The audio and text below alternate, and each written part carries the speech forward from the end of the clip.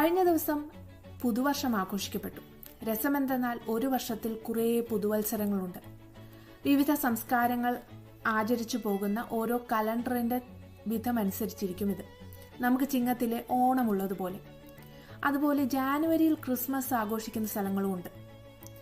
ഇതിന് കാരണം ഇന്ന് ഏറ്റവും പ്രചാരത്തിലുള്ളത് ഗ്രിഗോറിയൻ കലണ്ടറാണ്.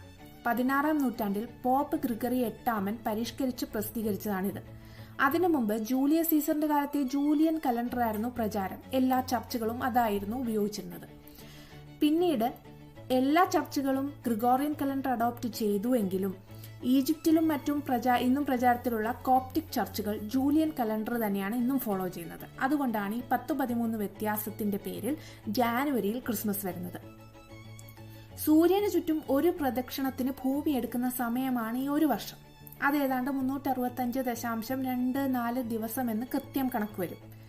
അത് റൗണ്ട് ചെയ്ത് 365 ആക്കിയിട്ട് മിച്ചമുള്ള കാൽഭാഗം 4 വർഷം കൂടുമ്പോൾ ഒറ്റ ദിവസമായി കണക്കാക്കി ലീപ്പ് ഇയറായി റിഫോം ചെയ്താണ് ഗ്രിഗോറിയൻ കലണ്ടർ നവീകരിച്ചത്. പക്ഷെ നമ്മൾ ഈ 0.24 എന്നുള്ളതാണ് 0.25 എന്ന് റൗണ്ടാക്കി എടുക്കുന്നത്. അതായത് കാലായിട്ട് റൗണ്ടാക്കി എടുത്ത് 4 വർഷത്തിലൊരിക്കൽ ഒരു ദിവസം എക്സ്ട്രാ ആഡ് ചെയ്ത് ലീപ്പ് ഇയർ ആക്കുന്നത്. ഇതൊരു ഓവർ കോമ്പൻസേഷനാണ് സത്യം പറഞ്ഞാൽ. പക്ഷെ ഇതിന്റെ കോൺസിക്വൻസ് 100 വർഷത്തിലൊരിക്കലേ കാണുകയുള്ളൂ. അതായത് 100 വർഷത്തിലൊരിക്കൽ ഒരു ലീപ്പ് ഇയർ നമുക്ക് നഷ്ടപ്പെടും. സോളാർ കലണ്ടർ എന്ന് മൊത്തത്തിൽ ഈ ഒരു രീതിയെ പറയും. ഈജിപ്തുകാർ പണ്ടൊക്കെ നൈൽ നദിയിൽ വർഷാവർഷം വരുന്ന വെള്ളപ്പൊക്കത്തിന്റെ നീളം അല്ലെങ്കിൽ അതിന്റെ അനുസരിച്ചാണ് വർഷത്തിന്റെ നീളം കണക്കാക്കിയിരുന്നത്.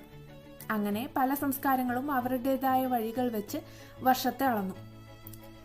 വേറൊരു തരം കലണ്ടറാണ് ലൂണാർ കലണ്ടർ അഥവാ ചന്ദ്രന്റെ ഫേസുകളെ ആസ്പദമാക്കിയുള്ള കലണ്ടർ. ഇസ്ലാമിക് കലണ്ടർ ഇതിനൊരു ഉദാഹരണമാണ്. ഇതിന് സോളാർ കലണ്ടറുമായി ഏതാണ്ട് 10-12 ദിവസത്തെ വ്യത്യാസം വരും. കാരണം പൂർണ്ണചന്ദ്രനിൽ നിന്ന് അമാവാസിയിലേക്കാണ് ഒരു മാസത്തിന്റെ നീളം. കൂടി വന്നാൽ 30 ദിവസം. ഇനി രണ്ടും കൂടെ ചേർത്ത് ലൂണി സോളാർ സിസ്റ്റം വെച്ചും കലണ്ടറുകളുണ്ട്. ഉദാഹരണത്തിന് ചൈനീസ് കലണ്ടർ. ചന്ദ്രനെ ആസ്പദമാക്കിയാണ് മാസങ്ങളുടെ വിഭജനം.